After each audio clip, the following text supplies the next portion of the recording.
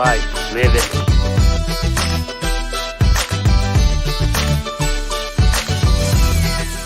What's going on, Hawkers? What's going on, everybody? Welcome to the Backpacking Podcast. As always, I'm here with my good friend and a man whose beard is starting to look familiar again. My good friend, Jeremiah Stringer. How are you, my friend? Oh, I'm doing fantastic. If anybody wants to see this beautiful beard, make sure you're watching on the Backpacking Podcast YouTube channel, where we'll be live streaming here coming soon, exclusively upon.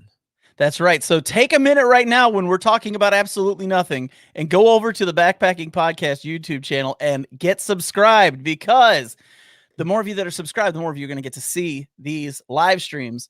And Jeremiah, we are fortunate tonight to have another great sponsor for this live stream. Oh, yes, we are. Bonnet. That's right. Sewn with pride in Colorado, USA. We both had a chance to use Bonnet gear over the last year. I've gotten a chance to use the Thunderfly tarp, which is just so easy to set up. It basically sets itself up, and when you're a dummy like me, that's a great thing. And definitely enjoyed using that. I know you've used the Ridge Runner hammock. Yes, the Ridge Runner hammock. Actually, I took a guy out that had never been backpacking before this previous weekend, and we had quite the interesting time. But he had complained to me that he couldn't sleep in a hammock. And I was like, well, maybe you haven't found the right one. I said, I have this Bonnet bridge hammock. So it's got a flat lay. You put spreader bars in there, just a slightly different lay than your gathered end hammock. It's got pockets, all kinds of awesome stuff. And I had him to put my pad in there because it actually got down to the low 20s and he stayed warm. Well, you said he never sleeps well, and he slept like a baby the whole night. And not the baby that like cries and screams all night long, but the baby that actually enjoyed their night's sleep, right? Yes. And I'm sure that he was wishing that he had one of their Diamondback top quilts, because if you didn't know, nice. Bonnet, they actually also make their own top quilts. So you can use those on a pad on the ground in a tent, or if hammock is your thing, pair it with the bridge hammock, and you're good to go. Yeah. Big thank you to Bonnet for being our sponsor tonight.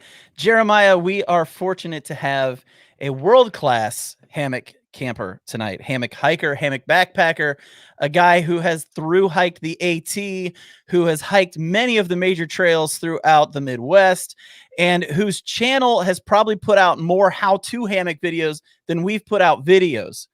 And that is Mr. Frozen himself from Outdoor Adventures. How are you doing, man? I'm doing excellent. Thanks for having me on, guys. Oh, man, this is one of those ones we were hoping to get you on here at some point. We knew it had to happen. So we got to go show you some love real quick, because the comments come in like immediately. Says All Things Outdoors says Shug showed me how to hammock. Syntax showed me some really cool spots to hike. Frozen taught me about endless available gear with some of the best reviews in the biz. Enjoyed his vids for a while. Thank you. And I shoved it down your throat too. I'm sure. And we got Pennsylvania representing tonight. So Ben McMillan from Hilltop Packs is on here. He's also from Pennsylvania. So we definitely got some Pennsylvania going on tonight. Definitely got some Pennsylvania going on. It looks like we might have some Hawaii. I see Aloha on there. So cool. That's pretty cool. So let's talk a little bit about you. I have to let you know something. Yep. I have to let you know something. I've told this to Jeremiah already. One of the reasons I wanted to get you on here is because when you did your AT hike a couple years ago, your videos were great, by the way. Really enjoyed them, but it was the last one, the hike up to Katahdin. And I talked to Jason Wish about this. I don't know if he's on tonight, but I talked to Jason Wish about this. And your hike from the foot of Katahdin up was phenomenal. Like the way you interwove like the different memories from the trail and the music and how you did all that. Dude, that was awesome. Like seriously, there are very few times I watch a hiking video and get emotional, you know, and I'm pretty emotionless for the most part anyways, but like that one, man, when you're going up and we're seeing all the memories of all the different things and you hear the music playing and there was a rumor going that you were going to do something at the top of the mountain. There was that's in the back of the head. Yeah, that was in the back of the head too. And then you get up to the top of the mountain and what do? You deliver. Mm-hmm. And not necessarily for us, but for yourself, and you propose on the top of the mountain. Yep. Tell me about how that hike changed your life. Well, let's go back to the proposal real quick because I think everybody knew about it except for my now wife, Chrissy. So we had subscribers saying he's totally gonna ask her. I'm like, shh, don't tell anybody. The hike was just unbelievable. I was so nervous starting that thing because I was injured when I got on the trail. About 2 weeks later, I realized that, hey, maybe I can actually do this. Injured, healed up, and just my introvertness just kind of went away. All these friends started to pop up, all these great experiences. The cold weather got the heck out of here and just had a blast all the way up to Maine. When I got to Maine, I was like totally injured again, and it wasn't fun at the bottom. But yeah, it was seriously the greatest experience I've ever done. And if anybody has a chance to do it, get out and just do it. There's never going to be a good time. Just do it. Well, I noticed, I will say for me, I watched a lot of your videos before you did it. And I watch you now, and it's obvious that trail had an effect on you. You can see it just in your demeanor and how you do things. I remember, I think you were hiking. I can't remember where it was, but the trees started turning green. And you just smiled real big, and you recognized that the trees were turning green. Yeah. And you made a comment about that, and I was like, wait a second. That's not snarky, pessimistic Frozen. That's like happy, optimistic Frozen. What's going on here? Yeah, I'm coming out. Yeah. So I watched you did vlogs of the entire trip. You had like 60 something episodes, right? And 66. Yeah. The 66 episodes. 66. Yep. You were out there over 100 days, and you recorded all throughout and edited and published those. And then later down the road, you actually put together an entire documentary using your footage. And right. Yeah. I watched that today, and I encourage everybody to go check it out. It was a great watch.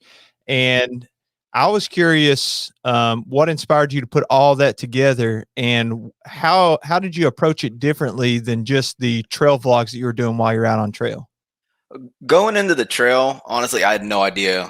First of all, if I was going to make it, what was going to come of it. I could just be, okay, I did the trail. I'm still depressed, still introverted. Nothing could have changed, right? But as the kind of the trail progressed, as I got into the, about 1,000 miles in, I think it was, I realized that something's going on here. Something's changing. My emotions are getting different. I'm feeling all fuzzy and stuff. And what I wanted to portray was the story of the change. Everybody has a documentary about the AT. You can look up AT documentary. You can find 300 videos doing the same trek all the way up to Maine. I wanted to tell it from a psychological and a mental health standpoint. And that's what I really set out to do is, if you are feeling this depression that you never thought that, I didn't even think depression was real. I just thought people were just being babies. Honestly, till it hit me. Hey, maybe I'm actually depressed. So I put it all together for those people specifically. And I've gotten a ton of comments on that video saying, hey, I'm doing this next year. And if I got one person to do it next year, then I did the whole job, and that 2 months of editing was well worth it. Yeah, I was gonna say there was definitely an effect on you. Like that was one thing. I think that's why I liked the end video at Katahdin so much, was because there on Katahdin, you saw that here's where you started, where you were like, I'm not getting a trail family. I'm not hanging around people. I'm gonna do my own thing. And then you get to the end, and your you still go on trips with your trail family. You just did one not too long ago, and we went down you to even had fresh grounded food for you. Yeah, that's great. We went down to the foothills, and what was it, 77 miles, and we had 4 people that we met from the tramily in there, and then another person from Maine, and Fresh Ground showed up to feed us, which was great. Just a big old reunion again. It was awesome. Now, how did you? I'm curious about this, because Fresh Ground is renowned. Like, everybody knows this guy. Yeah. So, how did you guys get hooked up in such a way where he just basically followed you the whole way up? Yeah, so I remember talking about it when I got my first Trail Magic. It was a coffee and a hot chocolate on a freezing cold day. I definitely needed it. I had some oranges too, just randomly in Georgia on the side of the road. And I remember saying, man, you know who I really want to meet? Fresh Ground. And in Vermont, which was several hundred miles after that, we met him. He that year decided to change up what he does. Usually he is just going up and down the lower sections of the trail. He lives up in North Carolina, so he just kind of stays around that area and does it. But this year, or excuse me, it feels like this year, 2019, he decided to follow a couple of the larger groups, my tramily group included. So he was doing that for us and another crew known as the Frubble, the Front Bubble. They had like 8 or 9 people. We just got super lucky, and we kind of hit it off with him. We would joke with him, he would joke with us. Just a lot of chemistry there, and he just chose us to, in the Frubble, to help out and wherever he could. And man, I'll tell you what, I don't know if I could have made it through the Whites with the mileage that we did without him, because he was carrying. I wouldn't let him carry my gear, but sure, if you want to carry my food back, yeah, sure. That 20 pounds of thru hiker food for sure. Oh yeah. Just so you know, I want to make sure you see some of these comments that are coming in here. We've got Havana Trail Walker saying, "Frozen, you inspired me to start my own channel." Awesome. Then we've got Up Trail said, "You talked him into hiking the Superior Hiking Trail when you were on the AT." Hey Bob, how you doing? So Everybody he knows everybody, Bob. dude. I know. Knows everyone. I know. Here's another one. The whole hike was great to watch as he progressed. We all got invested in waiting for him to finish. And then there was one that kind of surprised me. Let me see if I can find it here. Frozen, our pastor played that clip at our church. What? Really? That's crazy. That's awesome. So, yeah. So, I mean, a lot of people are just saying some great things about you. So I know when you do something like that, you're not necessarily doing it to get praise, but when you see things like that, that's got to feel good knowing that you've helped people out. You've given people inspiration to do other things. For sure. So let me ask you this. You've done the AT. You've done several big trails. And now you're looking at potentially doing the PCT? Oh, not potentially. It's going to happen. 2024 for sure. Let's talk about it, man. All right, let's talk about it. What do you want to know?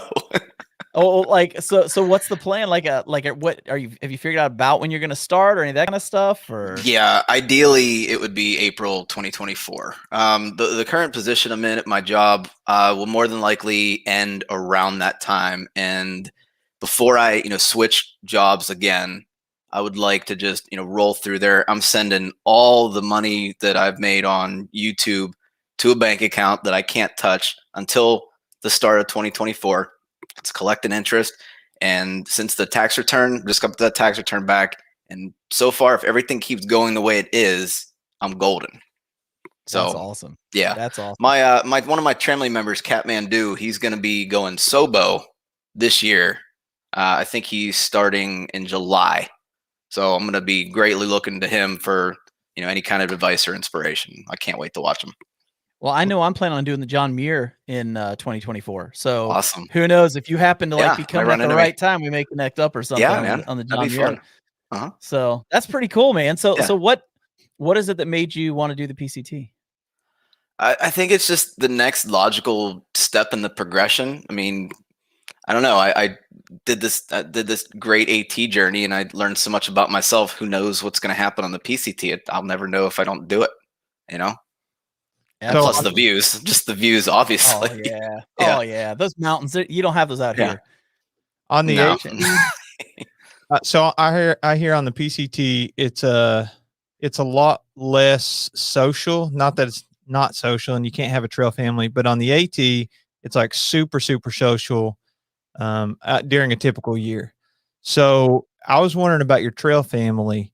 How is it difficult for you whenever you have trail family and then you have people like coming in and leaving? And I don't know, I did the long trail and you did 100 miles of it on the AT, and we got this trail family over a month, and then somebody would leave and you're kind of just like, I mean, you feel bad. There's nothing that you can do, but did that play any on your psyche and any of that type of deal with the trail family? There was a big section of Virginia. I think it was like maybe a 200-mile section where I was just hiking alone, and I'm like, wow, I need to get out of my head. And that's whenever the people that I had met, some of the people that I met before the Smokies, even the first 200 miles of the trail, I met up with the same people again. And it's crazy how it happens. You do your own mileage, you hike your own hike, but then these people just keep coming in your life for some reason. And I will tell you that it was a lot easier having that support from the whole tramley. Like, we would pick each other up when somebody was down. Somebody's having a bad day. All right, let's go camp. Everybody goes to camp. You know what I mean? Go into town, grab a beer, get a burger, go back on the trail the next day. You feel great. So, I mean, with the PCT, the plan is to hike with one of my buddies, Murica. And we'll see if it happens. I'm not like weighing in on it 100%, but he seems pretty serious about going with me. And if I can get a buddy to start, that'd be awesome. But, if not, I would totally be okay with being alone as well. I got to say something about America too, because Murica, sorry, can I say it right? Murica. There you go. when you guys did your most recent trip, I didn't recognize that dude at all, because he had that scraggly, wiry beard on the AT, and then he's clean shaven, and I'm just like, who I literally had no idea who he was until I was just as surprised as you. Yeah, exactly. I just didn't even look like the same guy. So physically, like, you didn't seem like it really affected you a whole lot hiking the AT. Like, a lot of people go out and it like they come off the trail super skinny and lost all this weight. Did you lose a lot of weight? No, I didn't. I lost maybe 4 pounds. So I before the trail, I knew that I better gain some weight, because if I'm like 140 pounds soaking wet, and I'm just a small dude, you know what I mean? But like, I gained 15 pounds before the trail. And at one point I had lost 8 pounds, and we were in, I want to say, North Carolina. And I'm like, wow, if I continue this, I'm going to blow away by the time I get to Katahdin. So I had gained some weight. And then I had just figured out what I needed to eat along the way. And I think, that's just coming from doing other long trails like the Superior Hiking Trail, for instance. We just ate. You just eat all the time. So that part of me remained unaffected. However, physically, my knees were absolutely killing me by Vermont. And to be honest, it took a solid year for those knees to heal up to the point where I could go on backpacking trips without being super worried about it. Like, I'm okay now, but there was a time where I was like, man, did I permanently damage my knees? Like, they're never going to heal again. So do you worry about oh, sorry, John, go ahead.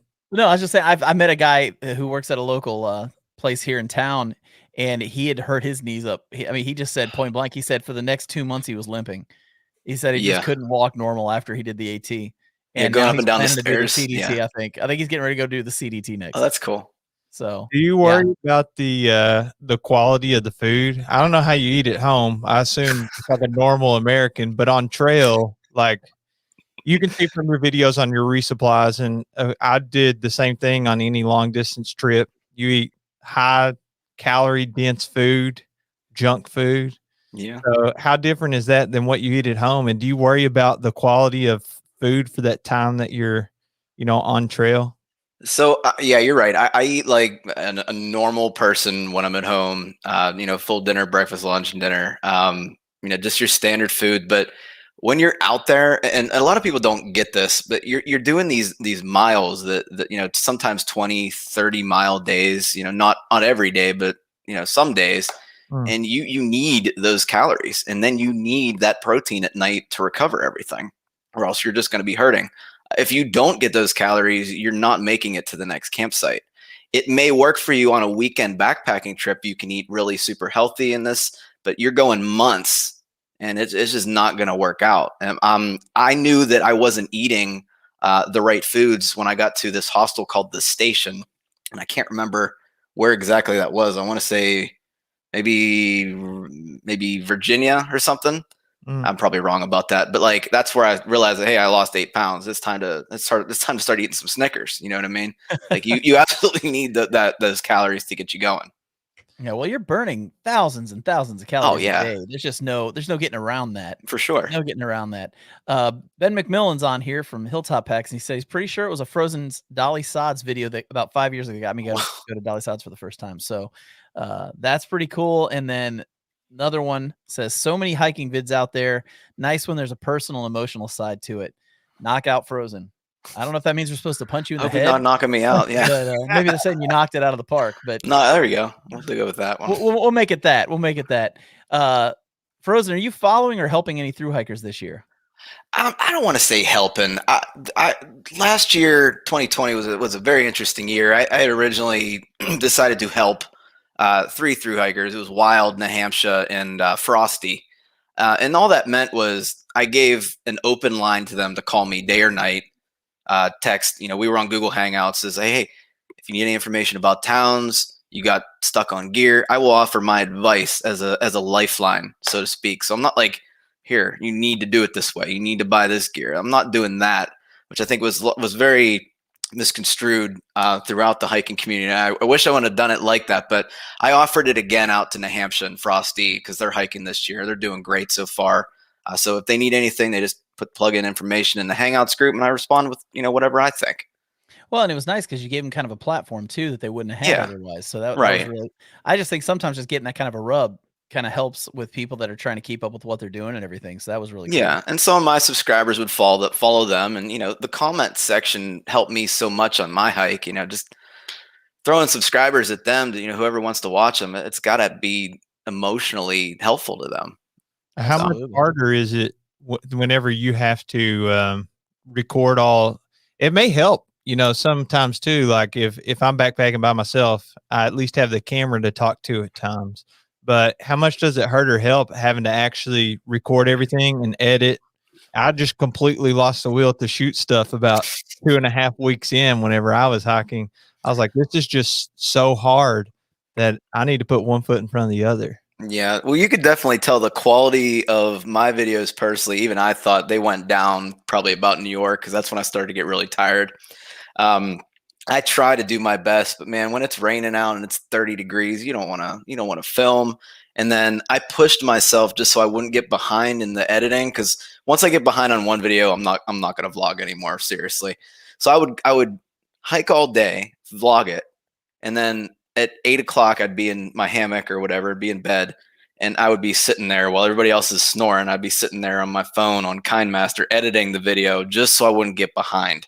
And same way with when you go into the hostels, you want to just relax, talk to your buds.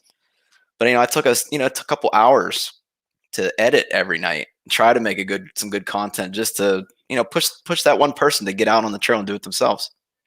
Well, it made a huge difference, man. There are a lot of people that really just loved following along with what was going on. I talked to several people that said you were the only one they stuck with. Like they've watched other people do it, but you were the only one they actually stuck with and watched the entire time.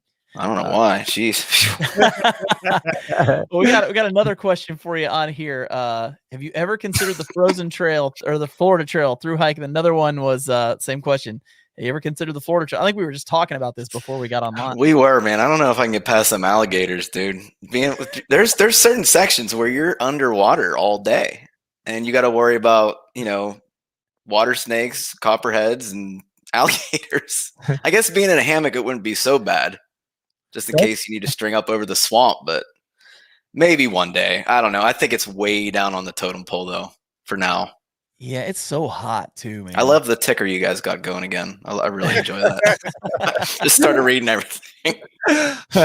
So about the Florida Trail, my wife and I, a while back, we we're in our careers, blah blah blah, and we're just working and living life, and we were looking at maybe moving to Florida. It's hot, and then I was like, well, I could do the Florida Trail, in the wintertime.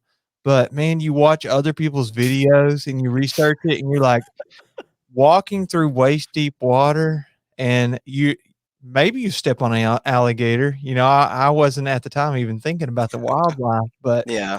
walking through that water, that just sounds awful.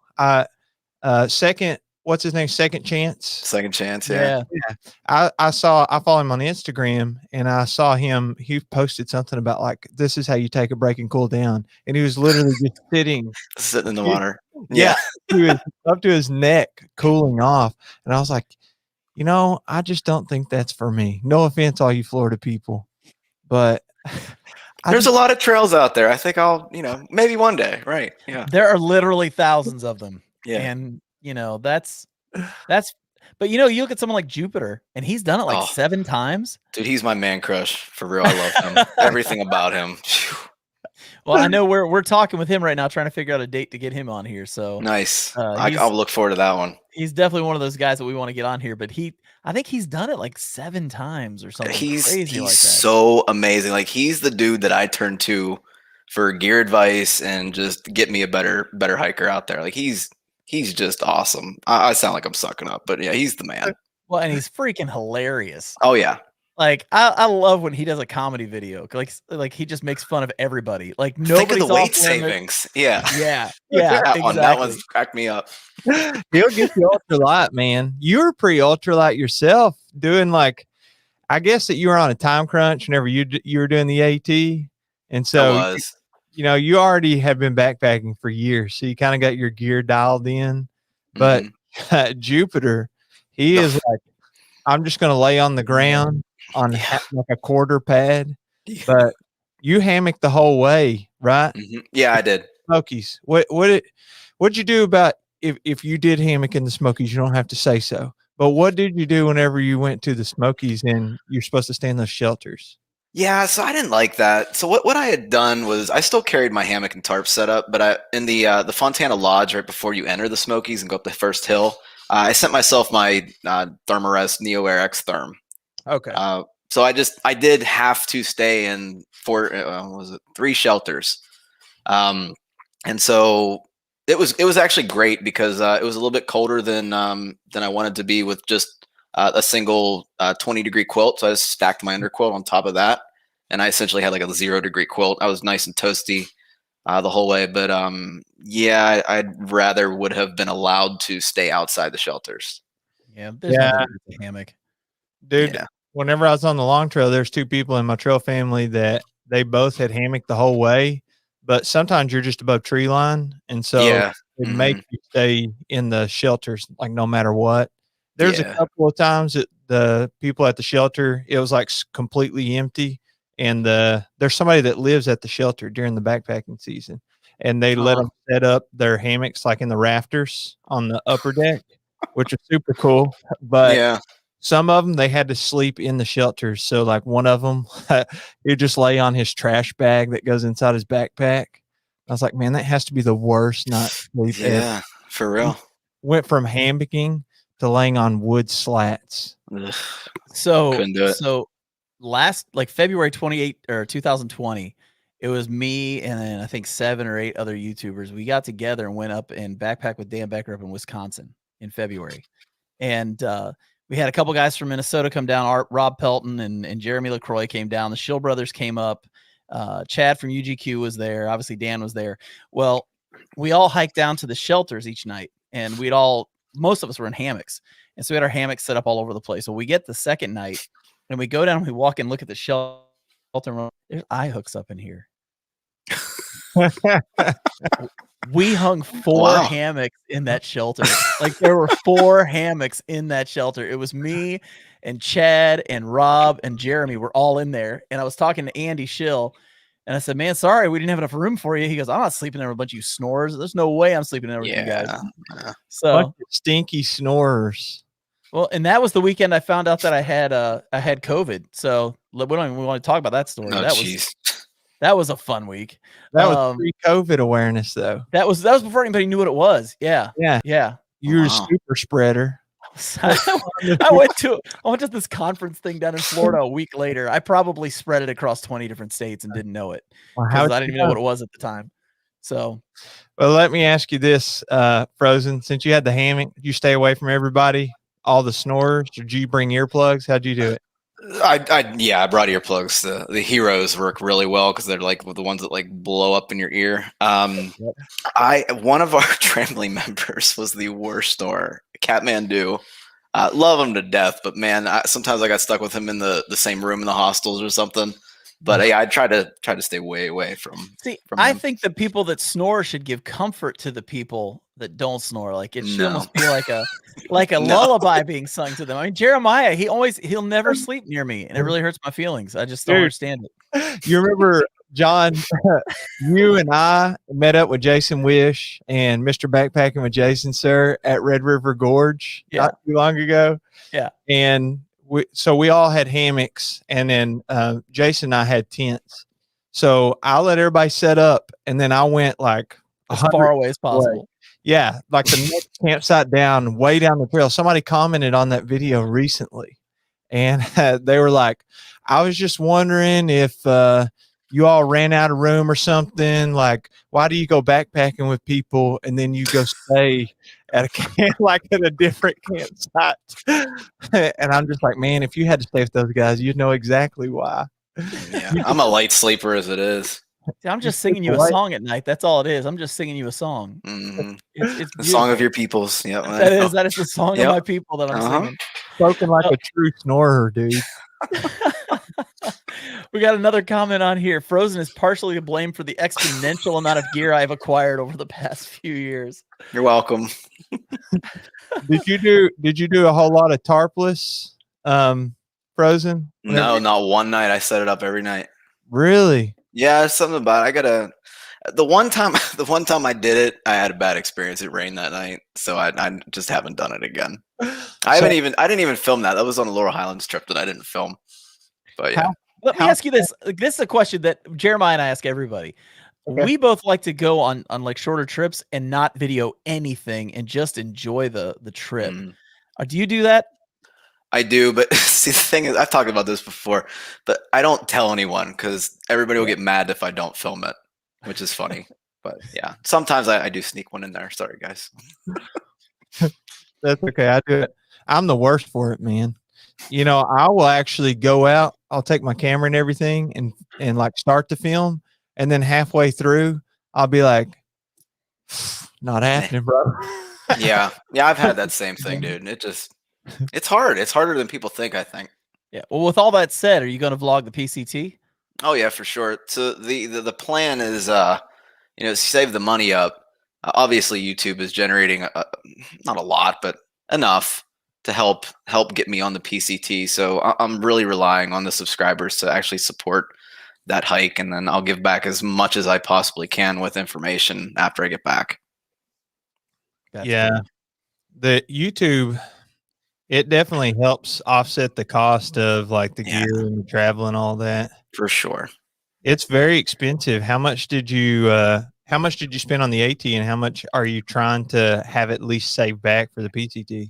It was the average $1,000 per month when you add in, all your resupplies, your hostel stays, your gear breakdowns, your shoes, especially. So about $1,000, maybe a little less. Through New York was really expensive because the hotels there. First of all, you're not allowed to hitchhike in New York or New Jersey. I found that out after we hitchhiked. Don't tell anyone. But yeah, they're like $100 a night. So you'd cram 4 or 5 people in there, split it 4 ways. But it's expensive through New York for sure. My wife Bridget and I, we're wanting to do the Camino De Santiago, which is across Spain. Yeah. And the plane ticket for both of us over there, the hostel stays every night because you don't bring a shelter. And then, Yeah, you have to stay in the hostels. Yeah. And I'm kind of like roping her in, like, this is not exactly the whole backcountry experience. It's a whole lot more culture. But she's like, we can go, but I hope you know we're going to vacation while we're there too. So like, I don't know how much that's going to cost, but I figure, man, this is going to set me back like a cool 8 G's probably. Something like Depending, that. Yeah, because that's a month. Yeah. That's a for long sure. time. So got some comments for you. Rob Pelton, actually, we just talked about a few seconds ago. Big influence for me to backpack and do YouTube. Keep a rockin' Frozen. Thanks, man. I started hiking the SHT only because of Frozen. Didn't even know it existed. Wow. Here's that was a good trail. One. Yeah. When I first started, had all my gear picked out, then discovered Frozen's vids. I changed everything and still have it today. And then here's one I wasn't expecting. Thanks to this show, I haven't heard of this guy bringing new subscribers. So we just got a new subscriber today. And then here's the one that's going to touch your heart the most. Frozen first introduced me to the ramen bomb. I like ramen. I like potatoes, but this didn't do it for me at all. Is he still eating this concoction? So are you still eating? No, I got sick of it. It's yucky. I don't like it anymore. I had it a lot on the AT. Just mashed potatoes in general. I can't eat them. Well, with that said, a couple years. With that said, I want to do a little something here. This was something we introduced last week. It's called Rapid Fire. So we're going to ask 5 questions real quick of you, but Jeremiah can't listen to them. So Jeremiah has to take his headphones off right now, and I'll give him the old thumbs up when it's time to put them back on. So we're going to ask you 5 questions. I want to hear your answers, but I don't want them to influence Jeremiah's answers. And they have to be quick, rapid fire, 2 or 3 seconds, and give us your answer. So it's a lot of pressure. It does feel like a lot of pressure. If you get these wrong, you'll probably lose all your subscribers. Yeah, just go ahead, unsubscribe right now. It's going to destroy your whole reputation because of this.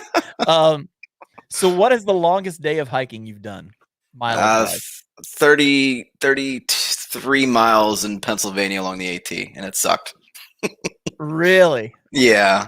It was, well, on the AT, I did 36 miles Oil Creek in one day. Wow. That's a lot of miles. Yeah. Well, if you I wouldn't recommend it. Oh, I'm not going to do it probably, just to be honest with you. Probably not going to make it happen, but that's okay. So if you could only have one food on the trail, what would it be? North side fettuccine Alfredo for sure. Yum, yum. Really? Yeah, it's pretty good. Fettuccine Alfredo. That's cool. I've had that one. That's actually really good. So what is your worst gear failure? My worst gear failure. That was whenever my rain jacket leaked out during a 33-degree day, and then it immediately dropped to 18 degrees in the morning. Really? Yeah, like I could have broke it on a side of a tree if I wanted to. It was really crappy. That's awful. Yeah. So, what's your next bucket list hike? I think we might have talked about it earlier. Well, it was the Te Aurora. I'd really like to go there, but yeah, the quarantine still exists, so I don't know. You spend all that money and then still have to quarantine for 2 weeks. So maybe soon. We'll see. So last question. Are you an alcohol or canister stove guy, and why?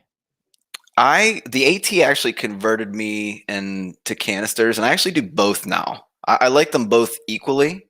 I like canisters in the winter, but I like alcohol stoves as it gets warmer. Okay, that makes sense. That makes a lot of sense. So, all right, let's see if Jeremiah is as good a backpacker as you are. We'll see what his answers are. So, give Jeremiah the old thumbs up to go ahead and put his headphones on. Let's see what we got here. We should have messed with him for longer than that. I know. We should have kept him off the line for a lot longer, just talked about him. I know you are just doing that so that I can't talk. People are in here going, Jeremiah's trying to read lips. We should have held it like this. I did. I read this on John's lips. Every time Frozen would answer, I saw a big, really? After I only every did that like every answer. Stop it. So, okay, Jeremiah, you got 2 or 3 seconds to answer these, and these can't be the same 2 or 3 seconds you had the last time you did this. So okay, the you got to go quicker. They're going to ride you hard in the comments again. So, Jeremiah, what is the longest day of hiking you've done, mileage-wise? probably 23 miles. 23 miles. If you could have any one food on the trail, what would it be? Oh my gosh, dude, that's an impossible question. That is not an impossible question. Frozen nailed it like immediately. He had one. I don't know. I guess probably a steak, maybe. Yeah, I would have said steak, of course. Didn't know See, we that's could have why you gotta steak come on down the to trail. River Crap. Gorge, man. We'll hook you up with some steaks. What's your worst gear failure, Jeremiah? Oh, I haven't had a whole lot of gear failures. Probably the rain fly on our north face. They straight up had to replace it. It broke 3 times. Yeah. So I sent it back and forth. Frozen's was a rain jacket that leaked out in 30-degree rain, and then it dropped to 18 degrees after that. Yeah. This isn't really a gear failure. It is kind of my fault, but my BRS stove, one time I was boiling water and I was in a shelter and it was sitting there on the stove, or the pot was sitting on the stove full of water, and it slid right off, fell on the table, and all the water poured right into my open backpack on top of my sleeping pad. No. So I'm going to blame that on BRS because That is no chance. That's an ID10T error. That's all that is. They- Mm-hmm. they need more traction on the stove. That's what that is. Okay. We'll go with that. So, Jeremiah, what's your next bucket list hike? Oh, right now I just want to focus on completing doing my section hikes of the Sheltowee. So I'm like 150 miles in. So we're almost halfway. Very cool. So, alcohol stoves or canister stoves? Oh, canister all the way. Alcohol, thumbs down. Okay, let's go through this real quick. First question was, what's the longest day of hiking you've done? Frozen said 33. You said It's 37, 23. by the way. Sorry. Oh, it's 37. I looked it up. 37. Yeah, sorry. That Right. was too much. I think he wins on that one. The food that you can have on trail, he said Northside's fettuccine Alfredo. You said steak. I got to side with the steak on that one. I mean, Yeah, me too. So it's 1 for 1. You guys are tied up right now. It's all tied up. What is your worst gear failure? The rain jacket has to beat out the rain fly. Like when you could pick your jacket up and hold it up sideways and it's as solid as a board, winner. Isn't So both rain. yeah. How What's odd? that?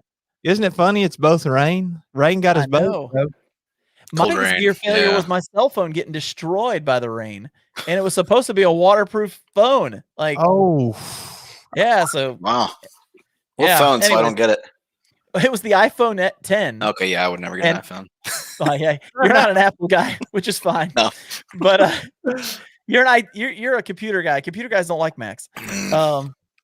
So the next bucket list hike, you said the Sheltowee Trace, which is you know how much I love that trail.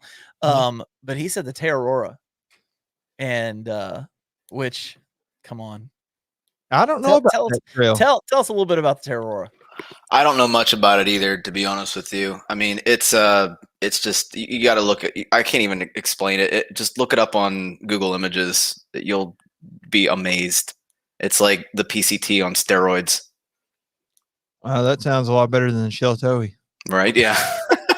Sheltowee's good. Sheltowee's The good. Sheltowee, you just gotta keep from getting bit by dogs. Yeah. Which, Yeah. by the way, I don't know if you like. They have this one section you go through, and they got these dogs, and I was solo hiking at the time, and they had these dogs surrounding me, and they all barked and left me alone. Then I go up the road about a mile, and this one dog comes out. It's like a boxer or something, and it's on my tail, and it's barking as loud as it can. And I look up the mountain or up the hill from me, and sprinting down the hills, this other dog coming at me at 100 miles an hour. Uh-oh. And I had pepper spray with me because I didn't want to hurt the dogs, but at the same time, I'm not getting bit. I mean, I'm just not getting bit. So I pulled out the pepper spray, and that thing got maybe within a foot of my leg, and I sprayed that thing right on the nose. it yipped and ran off, and the other one saw what I did and smelled the pepper and just took off itself. And but I mean, what was it? Jupiter got bit on the Sheltoe. No way. Yeah, he got bit on the Sheltoe. I knew he was doing FKT and then decided to just enjoy it a little more, but he didn't have much of a choice after he got bit. He kind of had to. He was going for the FKT at that point. That slowed him the down old big. rabies. It'll get you every time. You should watch his story about him sleeping under a highway bridge, and a guy comes up with a shotgun. I think it was a shotgun, and started questioning him. Yeah, that was he was doing the international AT. I think at the time. The what? Wow. The international AT goes all the way up to Canada. Oh, so it starts in like the Keys or something. Yeah. Wow. I had a friend who actually did that. I had a friend who did that. That's a lot of miles. He doesn't remember most of it, but we won't talk about why. So the last question was alcohol or canister stove, and why? Frozen actually says canister in the winter and alcohol in the summer. Oh, Jeremiah, I didn't even get a why. You just gave me the choice. I said and why. Oh, sorry. Poor listening skills upon my part. Sorry. I think after looking at this, regardless of your why, I think Frozen won. I think he's the better hiker. Let's agree. Wow, thanks. I think he's the better hiker. I think we're just different hikers in different ways, and we can both hike your own hike, right? Yeah. Cliche, but true. It's cliche, right? Thanks, Frozen. I'll sleep fine tonight. Okay, so somebody made this comment. I have to comment on this. They said your iPhone X must have taken a really bad swim. It didn't go underwater. It got rained on. Like, it died from being rained on. Do you have a case on it? Yes. That's why. Yeah, and I figured that out later. Stuck. But yeah, it never once was immersed in water. But yeah, it died. It was miserable. Dude, I had an iPhone 6S that died on trail whenever I was doing the Tennessee version of the JMT. Oh, yeah? Yeah, I may have told this story before, so I'll make it quick. Basically, I was laying in my tent. It's one of those one-person tarp tents, the bivvy style. No offense, tarp tent. I do not recommend the bivvy style. It's not for me, but your other tents are good. And I remember I was watching this UK game. We strategically camped on a ridge so that I would have service and I could stream the game. So we won the football game, and then our coach comes up for like the little, the ESPN reporter shoves the microphone in your face. And it's like, blah, blah, blah. And then you're like, what? And then they repeat the question, and then you answer it. Okay, right as he went to answer it, phone just screen didn't work the rest of the trip. Still had 2 days of hiking. Wow. Oh, man. Jeez. For maps, luckily, because the person I was with is Bridget's dad. And Bridget's dad has used a flip phone up until this previous year. He's got an iPhone now. He hasn't made Facebook yet. So I'm afraid. I'm not jealous. I'm jealous of that part. I don't want to be on Facebook. I hate Facebook. I hate Facebook too. I can't stand it. Drives me nuts. So I'm okay with not being on that one. If I could find a good excuse just to never ever get on Facebook again, I would do it. Fake a book. Everybody's posting their fake lives. Yeah. Hey, but there's good stuff like on the groups. You can sell your backpack here, and that's what I do. And stuff. Yeah. Yeah, I follow like the Penguins, and then I try to answer questions that the AT groups are asking, like, do I need a bear canister 100 times and all that stuff. The 3-page political post and all that. Double thumbs down. No, I'm down. Right, for sure. Okay, so question for you. Are you from the Pittsburgh area?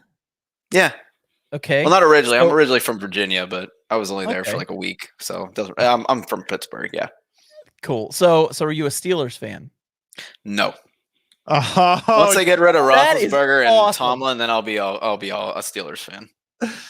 John was so ready. I am a huge Browns fan, and I was sorry, talk Pittsburgh. Crap to you.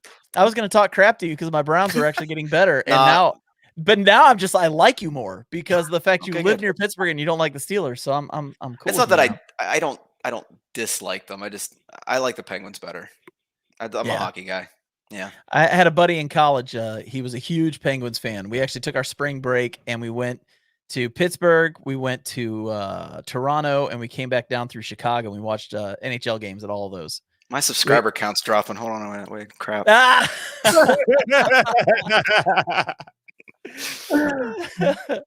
So let's talk about something that's not backpacking related.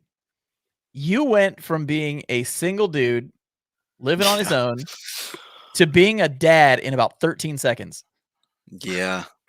So what was that change like for you? It was harder than the AT, I'll tell you that.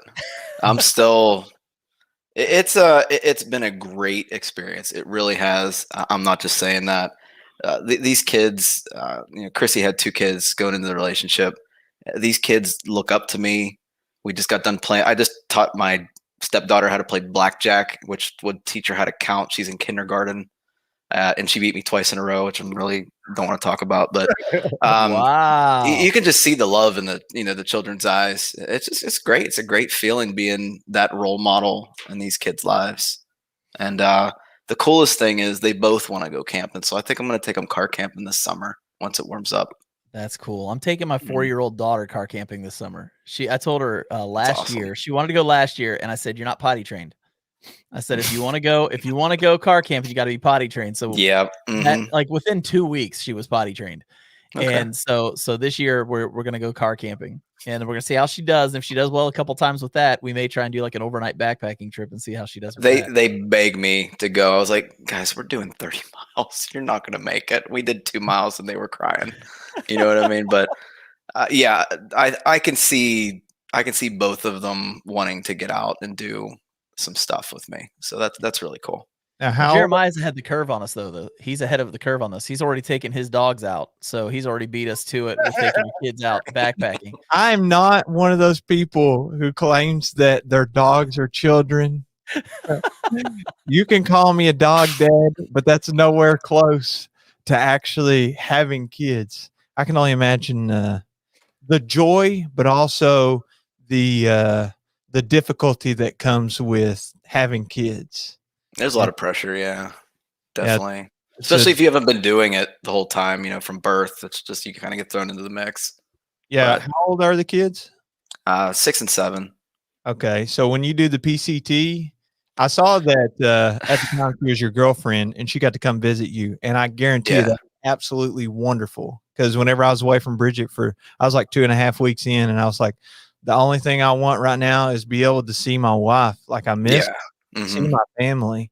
So I'm sure that was wonderful. But do you think that they'll all get to come visit you whenever you're on the trail out there? I mean, it's far. It's a lot farther than any of the AT states. So I'm not expecting anything. I would absolutely love for that to happen, but I don't know. Especially with the, I'm the breadwinner of the family. She does work. She does make decent money, but I don't know if we're going to be able to do the whole plane ticket thing back and forth. So we'll see. So what you're saying technology, is we need to start a GoFundMe. We'll start a GoFundMe. Nah, see, I don't. For plane tickets I'm not even going to say it. For your wife to go. No, Jeremiah, we got a new goal, man. We're going to raise money for Frozen's wife to go see him. We'll on get the PCT. There it is. See if you can get some family time. You're right, though.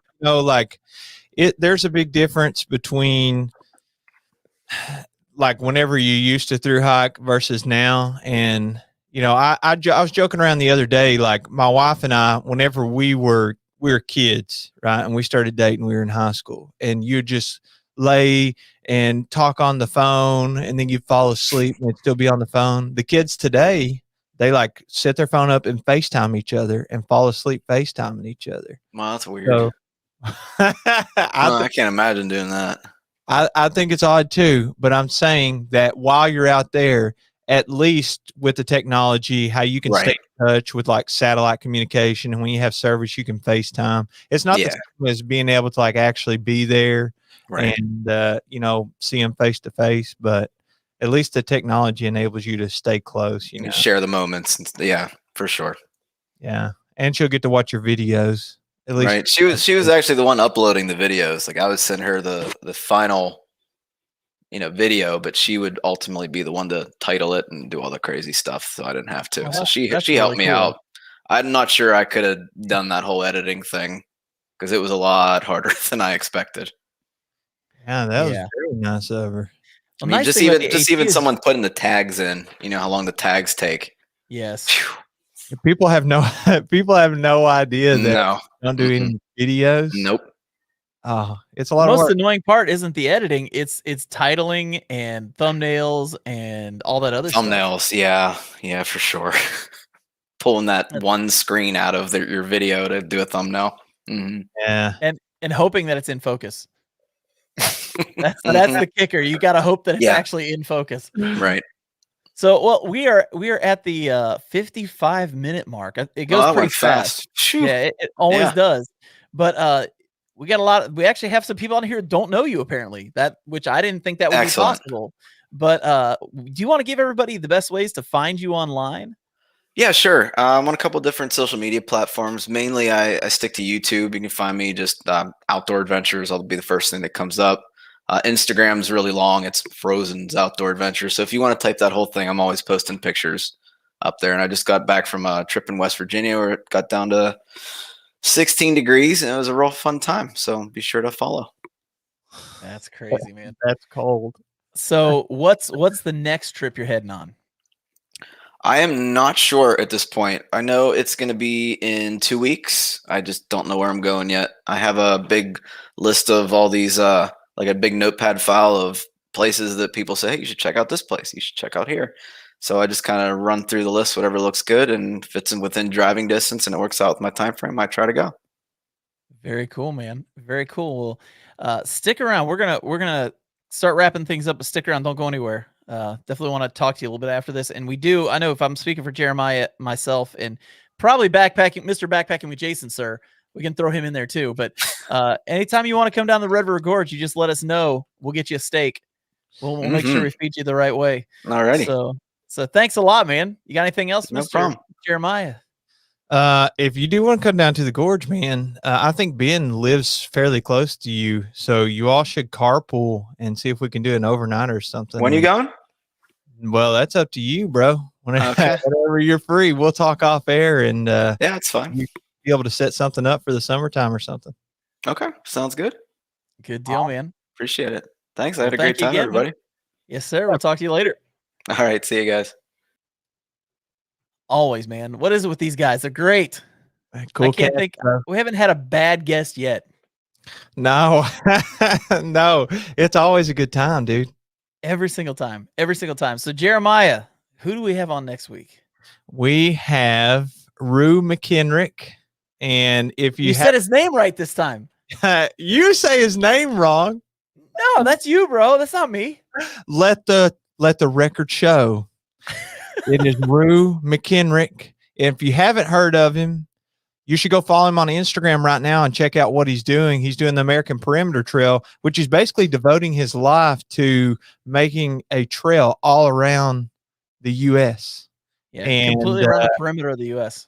Yes, it's insane. So we've had him on before. I encourage you to go check out that episode in anticipation for next week's live stream. Yeah, he is probably one of the kindest people that I think we've ever met. Just genuinely kind person.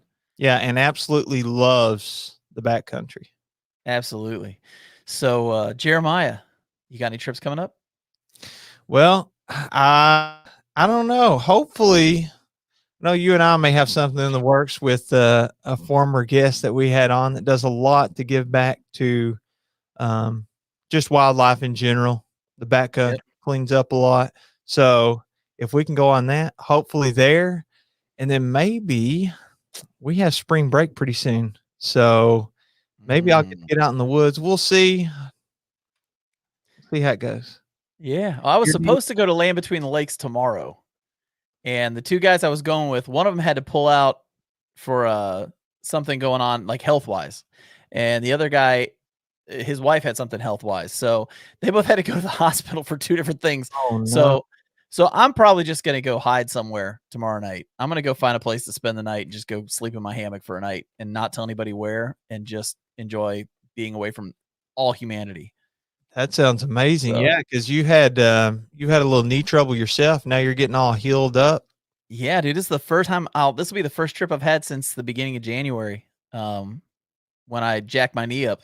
So Oh, you're kind of excited to get back out, man. I've missed it. It's driving me nuts not being out there. So pretty excited, man. Pretty excited. But just a reminder to everybody, as soon as you get off here tonight, head over to the Backpacking Podcast YouTube channel and make sure that you get subscribed to that. So when we switch everything over in June, you guys will be able to catch every single episode of these live streams on there.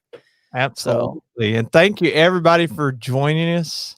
I really appreciate all the love, all the kindness on not only our channels, but supporting the podcast in general and interacting with the awesome guests we have. It's always definitely support Frozen. Definitely support Frozen and his channel, and make sure you drop him some money so he can get plane tickets for his wife, because we want her to get out there to California and see him. That would be wonderful. So that needs to happen. We got to figure out a way to make that happen, man. That's all I'm going to say. So with that said, thanks so much for tuning in to the Backpacking Podcast. We'll catch you on the next one. Adios.